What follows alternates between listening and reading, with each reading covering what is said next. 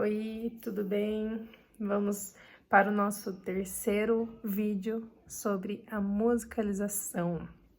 E nesse terceiro vídeo eu vou trazer um pouquinho da música na educação infantil. Afinal, precisa ser músico para ensinar música? A presença da música na escola levanta questões sobre como ela deve ser trabalhada nesse contexto. Quando a legislação surgiu em 2008, uma das questões que apareceram entre as preocupações com a inserção da música no ambiente escolar de maneira obrigatória foi a necessidade dos profissionais estarem familiarizados com a linguagem. Mas, se tratando de curso de musicalização infantil e mesmo para o ensino fundamental como um todo, a experiência musical que o educador proporcionará ao aluno é muito mais importante do que a sua formação. Um educador que está sempre se reciclando e consumindo arte, que procura estar em contato com as linguagens artísticas e as diversidades dela, aumenta sua vivência e seu repertório. Ele pode medir o contato com a música mesmo não sendo músico, pois se tratando da função da música na educação infantil, o objetivo é que a criança experimente o fazer musical e exercite sua criatividade através da linguagem musical.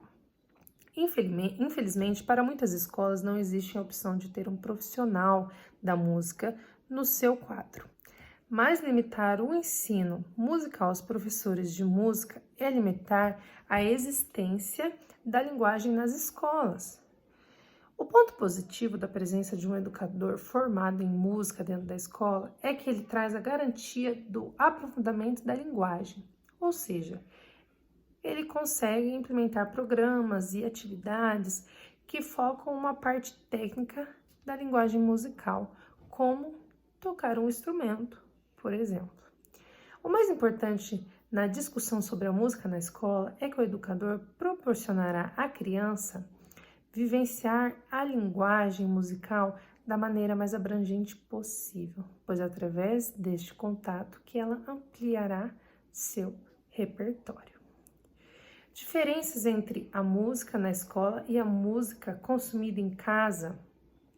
Em ambos os ambientes, tanto em casa como na escola, a criança entra em contato com a música de maneira experimental, aprendendo através da vivência todas as sensações que a música lhe causa e ensina.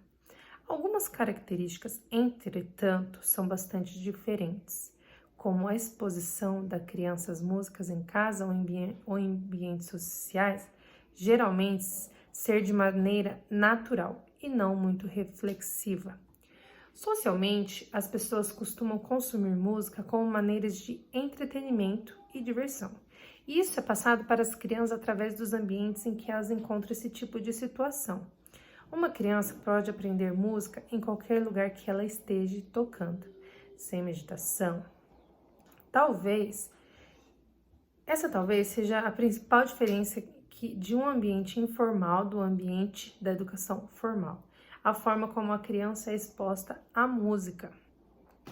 No contexto educacional, os profissionais educadores entendem que a abordagem tem outro sentido dentro da sala de aula, onde as atividades musicais e como trabalhar música na educação infantil têm relação direta com os objetivos a serem atingidos determinado grupo de alunos de determinada faixa etária. Refletir o ensino da música na sala de aula se faz necessário para acessar todos os pontos positivos de seu auxílio no desenvolvimento da criança, estimulando o seu uso de maneira sábia. Os educadores podem usá-la dentro da sala de aula como recursos de entretenimento, mas este fim não é o único objetivo. Assim como os pais podem usar a música em casa como maneira de incentivar a criança no aprendizagem, o que é bem comum. A prática reflexiva do consumo e uso de material de música na educação infantil é que faz os ambientes serem distintos na maneira de aplicá-lo ao cotidiano da criança. 5 maneiras de como usar a música no ensino infantil. A importância da música na educação infantil leva os educadores a acrescentá-la nas atividades do dia a dia, além da própria aula de música na educação infantil. Eu tenho aqui algumas opções, por exemplo, né, para a gente levar a música para a sala de aula e tornar a experiência das crianças mais significativas. Brincadeiras. A hora de brincar pode ser muito divertida com a presença da música. Há no mercado diversas cantigas que facilitam os jogos de roda, brincadeiras clássicas em forma de música, o uso da sonoridade como parte do enredo. Temos a contação de história, né? Muitas histórias são contadas para crianças em formas de música, como Atirei o Pau no Gato, Mas o Gato Não Morreu, né? Entretanto, a música também pode ser usada como efeito na contação de história. Através de diferentes objetos, é possível produzir efeitos sonoros, que dão maior intensidade à história e prendem a atenção das crianças. Movimentação e dança. Para introduzir os movimentos à rotina das crianças, você pode usar músicas ou mesmo sequências sonoras que definem os movimentos do corpo. Usar o próprio corpo como instrumentos para criar música e se movimentar também é muito interessante. A criança cria sua própria música com o próprio corpo e também pode criar danças novas ou movimentações livres, ritmadas de acordo com a música apresentada. Outro jeito é ensinar coreografias de algumas músicas e permitir que elas ensinem também. Com certeza vão gostar. Apreciação musical. Um exercício muito interessante de se fazer em classe é a observação dos sons do ambiente. Através dessa observação, você pode mostrar às crianças como o universo é musical e incentivar que elas descubram novas coisas no ambiente que emitam sons diferentes, inclusive elas mesmas. Ou você pode trazer algumas músicas e investigar com elas os instrumentos, a letra e outros elementos da música que elas conseguem perceber nesses exercícios. Você também trabalha a escuta, muito importante. Experimentação. Não basta ouvir a música, conhecer e criar e realizar também é muito importante.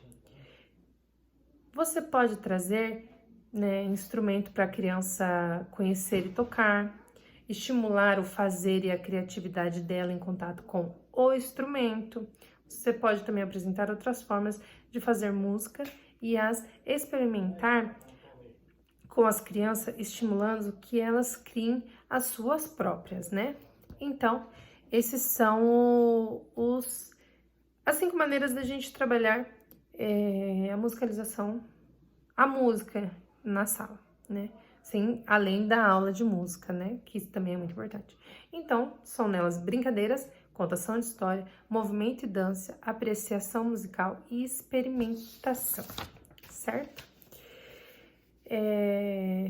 Nunes descreve os efeitos positivos da música no desenvolvimento do bebê. Dentre eles, a memorização. O feto já vem diversas experiências sonoras. Sons da própria mãe e do ambiente que ela está são perceptíveis por ele. E com estes sons, ele já começa a aprender. Ele presta atenção para ouvir e com seus sons ele já começa a aprender, né? Esses sons e vai buscar também os significados para eles. O mesmo acontece com as crianças. Para conseguir participar da experiência sonora, a criança precisa estar atenta ao que está acontecendo com ela e no ambiente no momento em que está acontecendo. Como observar a ausência do som?